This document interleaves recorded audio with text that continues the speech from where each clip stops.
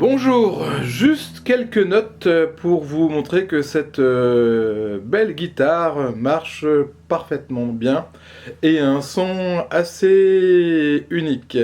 Alors aujourd'hui, cette guitare qui est ou qui va être en vente est une guitare iconique, hein, une guitare que l'on a vue chez les plus grands guitaristes du monde entier. Quand je dirais plus grands guitaristes, je dirais des guitaristes pop-rock, hein.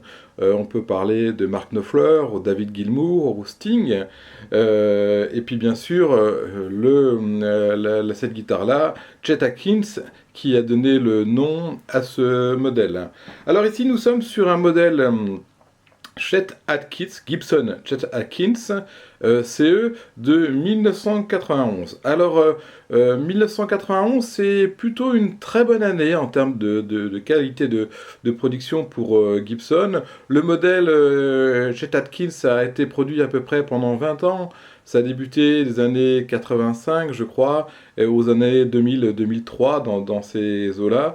Et puis, la qualité était vraiment très qualitative dans les années 90 et 91, où c'était souvent des années pour Gibson avec des bons bois, puisqu'en fait la reprise de qualité de production chez Gibson a lieu à partir de 88-89. Donc là, à partir de ce moment-là, on a souvent des modèles de très bonne qualité pour un bon moment. Alors, qu'est-ce qui en font que cette guitare est vraiment, j'allais dire, très sympa? Bah déjà, c'est une guitare pour si vous voulez jouer sur scène ou vous entraîner ou avoir un son très spécifique des cordes de nylon. C'est le modèle qui peut que vous pouvez avoir et vraiment en profiter, hein. C'est vrai on a des guitaristes récents, très à la mode, qui jouent sur ce type de guitare d'autres marques et qui sont très très réputées. Alors celle-ci, qu'est-ce qui en font sa particularité? Alors déjà, on est dans un modèle, je dirais presque vintage, hein, presque collector, parce que vous pouvez le voir, elle est pratiquement intègre et tout est d'origine. Je veux dire, le seul petit défaut qu'elle devrait avoir, c'est à ce niveau-là, alors je ne vois pas trop ici, mais il y a eu un petit choc aussi au niveau de la guitare à cet endroit-là, qui a été réparé. Alors donc là, vous arrivez à le voir, donc il y a du vernis dessus aujourd'hui, c'est vraiment très bien fait. Et on voit que c'est une guitare ancienne, parce que on voit aussi, alors moi j'aime beaucoup cet effet-là, le vernis de la guitare commence à faïencer. Hein, c'est vrai que c'est du plus bel effet quand vous avez une vieille guitare où vous voyez le vernis qui commence à craqueler, à faïencer. Bon, c'est pas du relique, puisque c'est du relique qui est naturel, c'est pas du reculage non naturel, mais c'est vraiment quelque chose de très joli. Alors on le voit ici, hein, ça commence à travailler un petit peu et un petit peu sur la table, donc c'est du plus bel effet. Donc on a une table ici ben, qui est en érable, hein, donc un bel érable, avec une rosace, et puis ben, un chevalet en bois classique, avec bien sûr ici le piezo typique de la marque Gibson. Alors cette guitare-là, si vous voulez jouer juste acoustique, alors ici j'ai baissé le son, elle n'a pas vraiment beaucoup d'intérêt.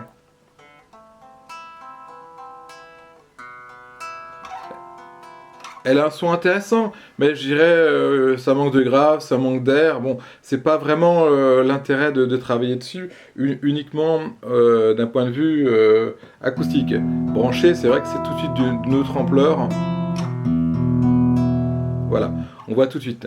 Alors cette guitare-là, quel est son intérêt aussi pour les guitaristes, j'allais dire électriques ou classiques qui jouent sur ce type d'instrument? Bah déjà, on a un manche beaucoup moins gros que je vais dire qu'une guitare classique, puisqu'au niveau du sillet, donc à ce niveau-là, on va être à 45 mm. Sur une classique, on serait aux alentours de 50, et sur une électrique, aux alentours de 41, 42, 43 maximum. Donc voilà, c'est un petit peu plus large que sur une électrique, mais plus petit que sur une classique. Et même, je dirais, on est proche des guitares, je veux dire, des guitares folk au niveau du sillet. Au niveau du manche, bah, c'est un manche très confortable aussi, hein. Bien sûr, il est en acajou, avec une grosse touche. Alors, je ne sais pas si vous arrivez à voir le bois, mais on a une touche en palissandre vraiment très très épaisse. Alors ça, on le retrouve pas sur toutes les guitares. Alors sur les vieilles, on l'a, mais c'est vrai que la touche est vraiment très très belle et très épaisse. Alors parfois, même sur les guitares électriques, on a des toutes petites touches qui font quelques millimètres. Là, vraiment, on n'est pas loin du centimètre. C'est vraiment quelque chose de bien. Au niveau des frettes, bah, c'est classique, hein, c'est une guitare classique, donc ça s'use pas beaucoup avec ces cordes-là. Je vous l'ai dit, la touche est parfaite, il n'y a pas de problème de jeu par rapport à ce niveau-là.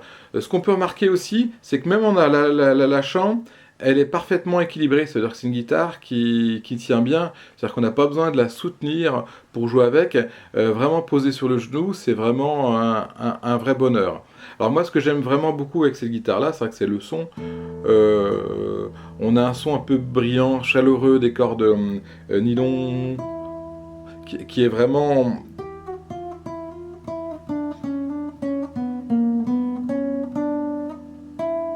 très sympa. Alors vous pourrez regarder bien sûr sur internet, il y a beaucoup de démonstrations de très bons guitaristes qui pourront faire sonner ce type de guitare-là. Je vous mettrai même un lien si vous voulez le voir.